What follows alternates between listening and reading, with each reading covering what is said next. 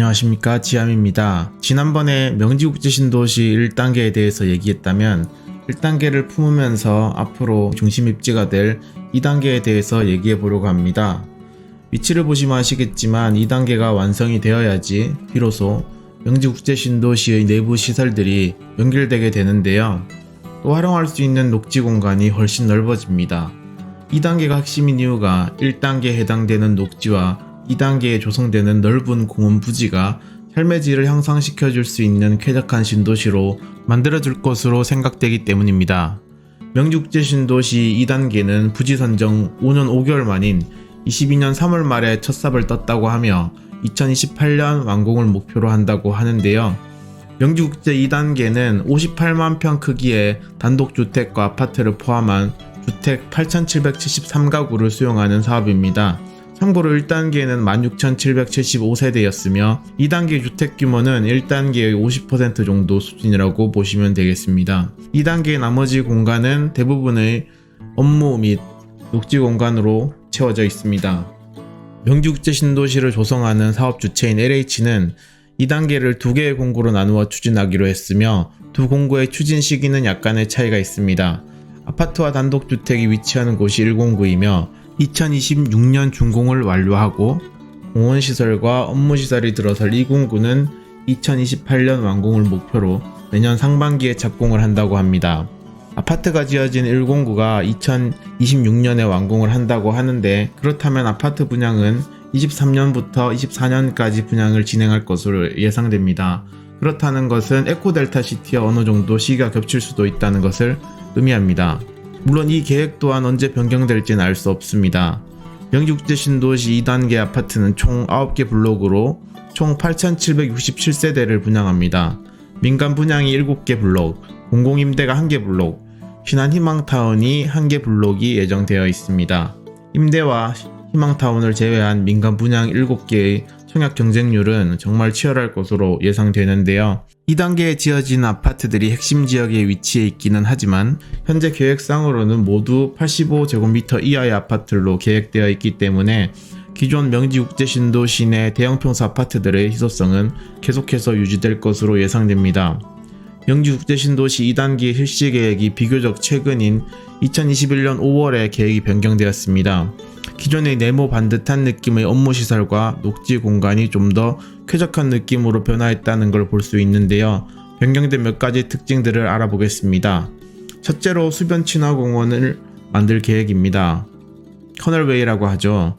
요즘에 새롭게 지어지는 택지지구에는 수변 친화 도시가 유행인데요.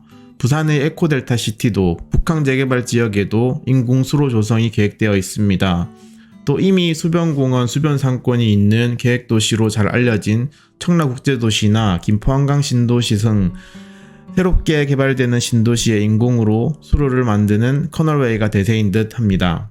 명지국제 2단계에 조성되는 커널웨이는 인접한 낙동강을 활용한 인공수로와 수로변 산책로를 계획하고 수로변에는 국제 업무 용지를 우선으로 배치한다고 합니다.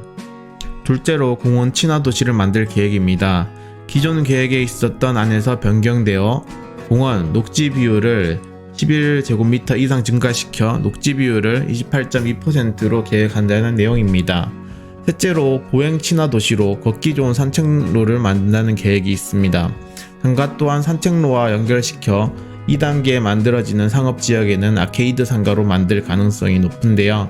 아케이드형이란 눈이나 비가 올 때에도 유동인구가 편리하게 이용할 수 있도록 아치형으로 지붕이 상권을 덮는 형태를 말하며 이를 통해 상가 이용 시 걷기 좋게 만든다는 계획입니다.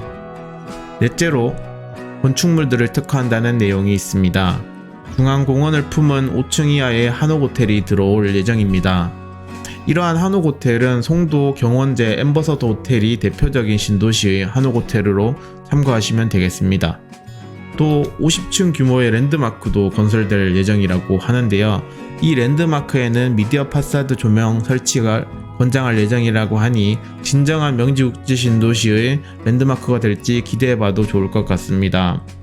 그동안의 명지국제신도시는 송도국제신도시의 지상 68층 포스코타워처럼 높은 랜드마크 건물이라고 할 만한 게 없어서 국제신도시라는 이름에 걸맞지 않은 높지 않은 아파트들만 끝없이 보이는 곳이었는데요.